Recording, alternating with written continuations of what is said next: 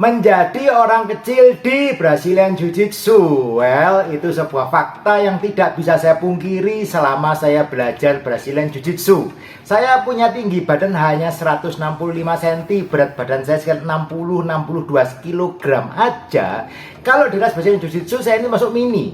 Kan kalau saya belajar BJJ dulu awal-awal di kelas saya, di awal-awal mulai saya belajar, teman-teman saya itu semua gedenya di atas badan saya. 70 kilo, 80 kilo, ada yang 100 kilo, dan saya cuma berat badan cuma 60 kilo ya. Saya tergolongnya mini. Apalagi kalau saya pergi ke Bali di tempatnya Prof Niko di Sinergi Bali, ketemunya bule-bule semua ya, otomatis badan saya menjadi jauh lebih mini lagi. Terus gimana kok kalau kita punya badan yang kecil dan saya kepingin belajar Brazilian Jiu-Jitsu? Jawaban saya no problem at all. Sama sekali nggak ada masalah untuk Anda belajar Brazilian Jiu-Jitsu.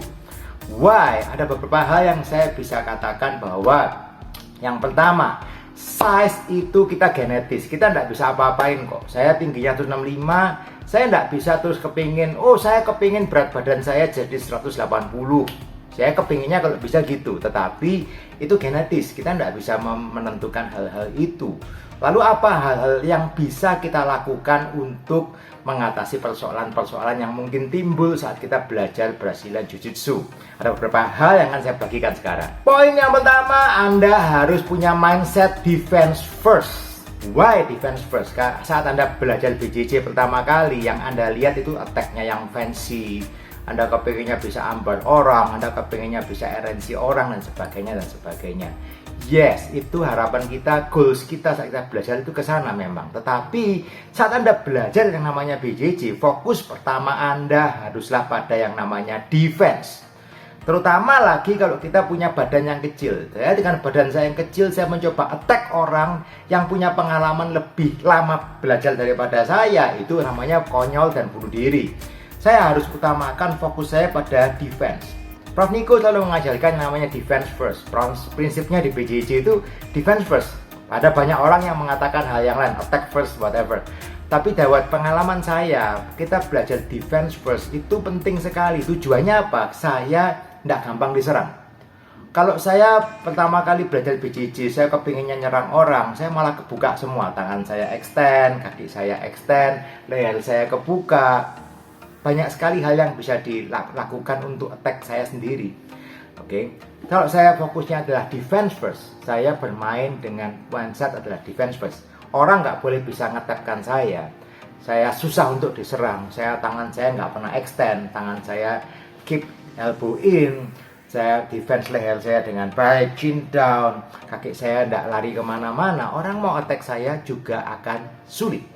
Kalau step yang pertama ini bisa kita lalui dengan baik, orang kecil, orang besar, ada yang lebih besar daripada kita pun mau attack kita sudah sulit, itu kita punya kesempatan yang sangat bagus untuk masuk ke step berikutnya.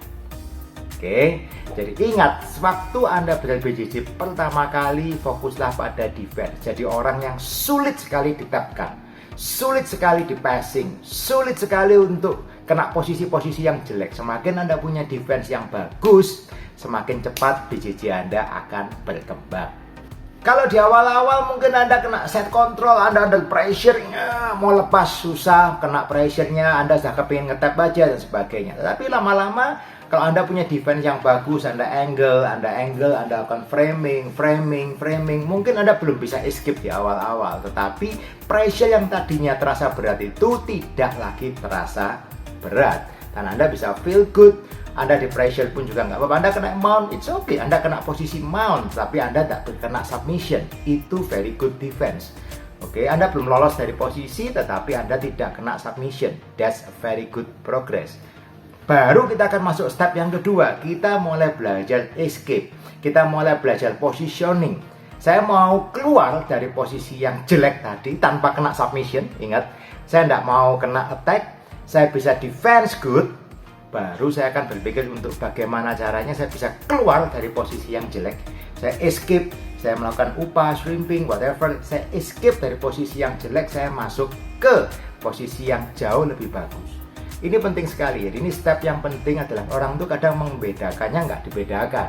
Yang namanya defense dan yang namanya escape itu dua hal yang berbeda. Anda bisa defense dulu, baru Anda akan bisa escape. Oke, saat Anda bisa escape, Anda keluar dari posisi yang jelek, Anda bisa masuk ke posisi yang jauh lebih bagus. Anda bisa melakukan sweep, Anda bisa melakukan reversal, Anda bisa melakukan take back, Anda bisa melakukan hal-hal lain yang membuat posisi Anda jadi jauh lebih bagus. Oke. Kemudian poin berikutnya yang saya mau pastikan adalah kita boleh kecil. Nah, size ini tidak bisa dirubah. Saya nggak bisa, badan saya jadi tinggi, saya jadi raksasa, ya nggak bisa ya kan. Saya dengan 165 cm ini, saya orang yang mini. Kalau di kelas saya pun, yang tempat saya mengajar di Syaka BJJ pun, saya termasuk mini. Murid-murid saya itu beratnya di atas saya semua. Oke, jadi saya harus benar-benar belajar bahwa size memang kita tidak bisa tambah besar, tetapi kita harus tidak boleh menjadi lemah. Kita tidak jadi besar, kita tidak bisa menjadi besar, jadi tinggi besar, tidak bisa. Tetapi kita tidak boleh lemah. Dalam artian bagaimana? Meskipun kita size kita kecil, tetap kita harus melakukan yang namanya strength conditioning. Itu PR kita. Semua orang yang belajar BJJ punya PR. Anda harus tetap melakukan yang namanya strength and conditioning. Caranya bagaimana? Lift weight, body weight. Anda bisa pull up, Anda bisa push up, Anda bisa sit up, Anda bisa melakukan hal-hal lain. Itu bagian yang akan membantu, meskipun tidak signifikan. Bukan berarti saya mau latihan jadi kuat, saya mau latihan kuat supaya saya bisa dorong orang kuat dan sebagainya. No, tapi Anda perlu mempunyai strength and muscle endurance. Anda harus punya daya tahan dong. Kalau Anda sudah kecil, Anda di pressure, Anda nggak bisa gerak sama sekali karena Anda tidak punya muscle endurance sama sekali, ya tentunya akan lebih sulit perjalanan Anda di Brazilian Jiu-Jitsu. Saya bukan ngomong Anda harus fitness jadi orang yang full timer, no.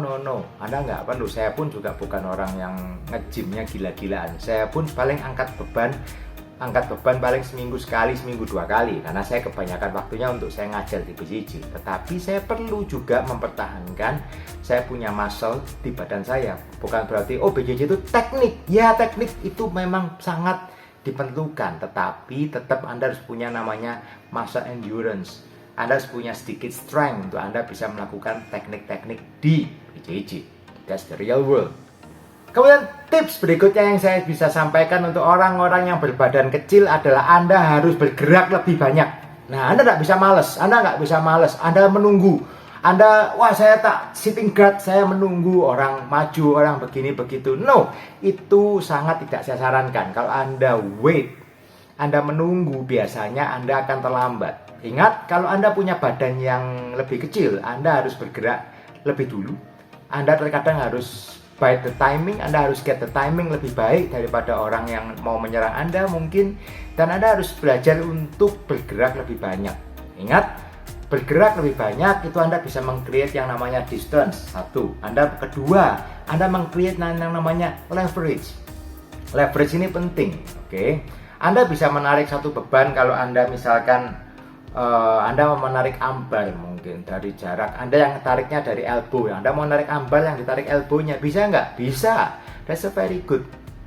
Ya, hooknya bisa rapat nggak? Bisa, tetapi akan jauh lebih enak kalau Anda ambilnya lebih ujung. Anda ngambilnya di pergelangan tangan atau di jari-jari yang Anda grab untuk menarik ambar, itu akan jauh lebih energi efisien dan itu akan membantu Anda. Jadi Anda harus bergerak lebih banyak, satu.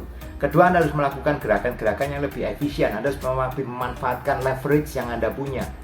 Anda biasanya punya badan yang lebih kecil, kalau Anda mau passing, ya kan, Anda bisa melakukan gerakan passing, let's say, bisa lebih move kiri kanan. Anda lihat banyak fighter misalkan di pertandingan pun, mereka yang juara, mereka bukan yang pasif. Berarti Anda nonton seperti Mike Musumeci, Anda menonton pertandingan juara-juara yang weightnya lebih kecil daripada lawannya, Kayotera misalkan, itu semua mereka punya body movement yang jauh lebih banyak. Memang kalau orang, berarti kan aku harus geraknya lebih banyak, kan lebih capek kok. Iya dan tidak.